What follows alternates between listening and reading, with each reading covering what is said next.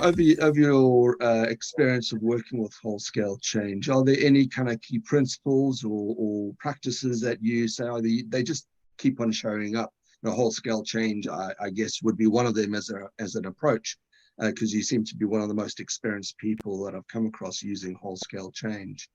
But I'm just wondering, within the practice of whole scale change, if there's any particular tools or approaches or principles that you say, well, those ones always seem to resonate really well with various organizations and cultures that you come across.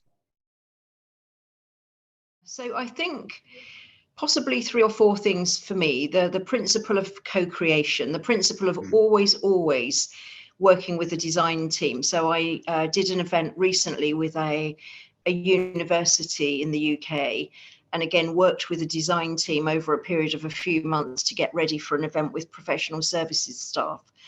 And I think that really helped us land a good design that worked on the day, with a bunch of people who came into the room who potentially did not want to be there or were cynical. So the principle of co-creation, the principle of design team, I think for me also the principle of ensuring people have a chance to talk about the things that aren't working, the things that they're dissatisfied about, because if you don't do that, people can't look to the future until they've had a chance to talk about today and their lives today and what's getting in the way today.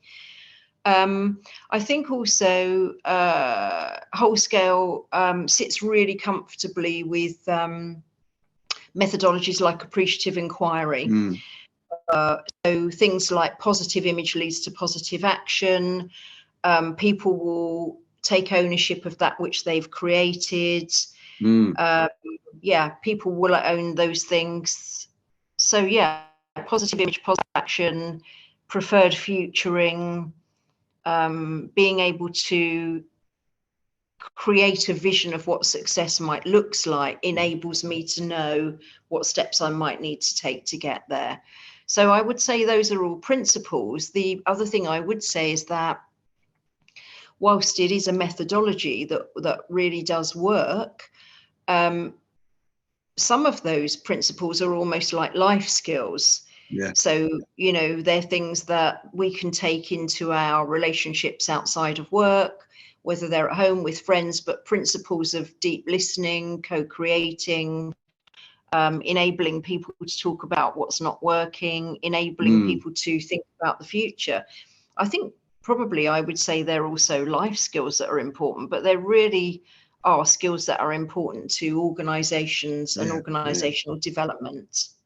Yeah, and certainly, and everyone's been talking about psychological safety, and of course that was resonating in my head as you're talking about these various principles. If you want a safe environment, then some of these things you need to be working with and enabling and creating and allowing people to share honestly what's going on for them, and so there's really democratic principles and psychological safety being at the heart of that.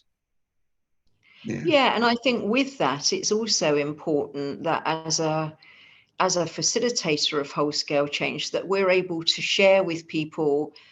It's not my job, I can't create psychological safety for you, but together we can create something that will work for all of us. So Moira, I'm not going to take much more of your time.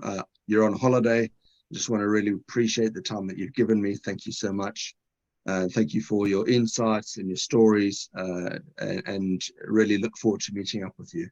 And so thank you once again, and have a great rest of your holiday. Thanks, Nick. Good to see you again. Bye for now. Bye.